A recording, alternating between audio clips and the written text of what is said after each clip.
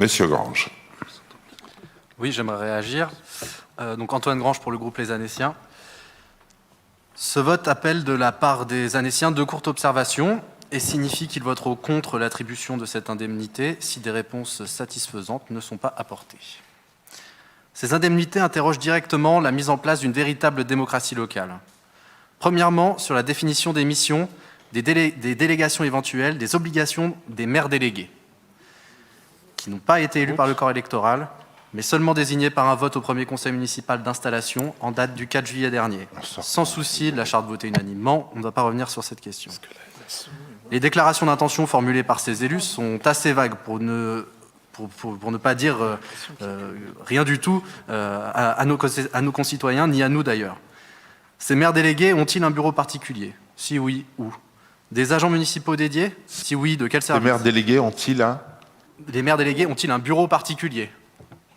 Si oui, où? Des agents municipaux dédiés? Si oui, de quel service? Un budget à gérer? Des frais de fonctionnement à louer? Etc. Quelle est leur feuille de route, puisqu'il n'y a plus de conseil communal? Deuxièmement, pourquoi bénéficient-ils d'une indemnité mensuelle égale ou presque à celle d'un maire adjoint? S'il s'agit d'animer des conseils de quartier, il faudrait au moins fixer leur fréquence. Ou bien plutôt privilégier des budgets pour des conseils de quartier aux indemnités des élus? Il s'agit d'être des agents électoraux permanents S'il s'agit d'être des agents électoraux permanents de la municipalité, faut-il vraiment une rétribution? Je vous remercie pour votre réponse. Vous demandez, Monsieur Grange, si les maires délégués vont avoir un bureau.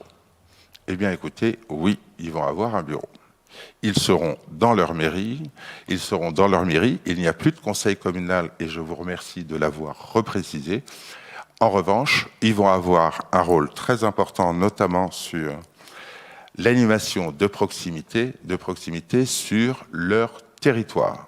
Et ça va se traduire comment? Ça veut dire qu'ils auront, entre autres, et vous aurez une feuille de route plus précise à la rentrée, ils vont travailler, entre autres, à la mise en place d'un guichet unique des services publics pour que chaque citoyen puisse accéder dans la mairie où il est à tous les services que peut offrir une mairie.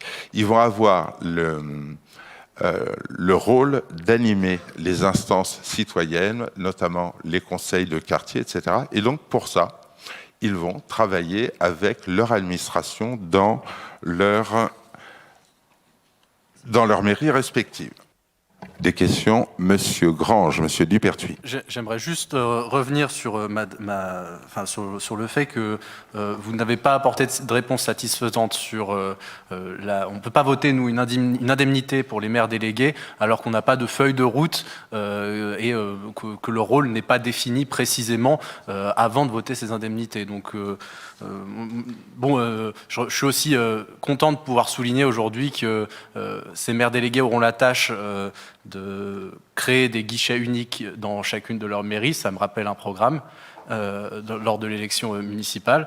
Mais hormis cela, nous on voulait à la base, si notre projet était appliqué, donner cette tâche à des conseillers justement délégués à cette tâche d'organisation, à la fois des comités de quartier et à la fois à la restructuration de ces communes déléguées et à la création de ces guichets uniques. Aujourd'hui, je constate que vous passez par les maires délégués et que les indemnités sont bien supérieures par rapport à la tâche que vous nous expliquez, vouloir attribuer à ces maires délégués. Voilà, merci. On a été élus aussi pour des questions de proximité, parce que les gens attendaient la proximité, les communes déléguées. Et je n'ai pas souvenir que dans votre programme, les Annéciens, on parlait de communes déléguées, vous vouliez les retirer. Oui, on voulait retirer les communes déléguées, on voulait créer des guichets uniques. Monsieur Dupertuis. Voilà. Oui, effectivement, on voulait créer des guichets uniques, ce que vous venez d'expliquer, mais je ne crois pas l'avoir lu par contre dans votre programme. Comme quoi, vous voyez, c'est bien quand les idées diffusent comme ça et que la majorité s'en empare. Moi, j'en suis très heureux. Je voulais simplement vous dire, vous avez raison, les élus, on a des jeunes aussi sur nos listes. Quand je dis les nôtres, c'est dans la minorité. Je crois d'ailleurs qu'il y a les 2 Benjamins du Conseil qui se situent dans nos rangs. Et effectivement, ces jeunes, ils ont besoin à un moment donné de pouvoir concilier vie professionnelle et vie d'élu. Si je prends simplement la première commission que vous avez désignée tout à l'heure, sur les 12 membres, les 8 membres de la majorité sont tous indemnisés au-delà, donc soit conseillers délégués, soit maire adjoint. Les 4 conseillers qui seront rémunérés à 6% de l'indice, ce sont les 4 conseillers de l'opposition.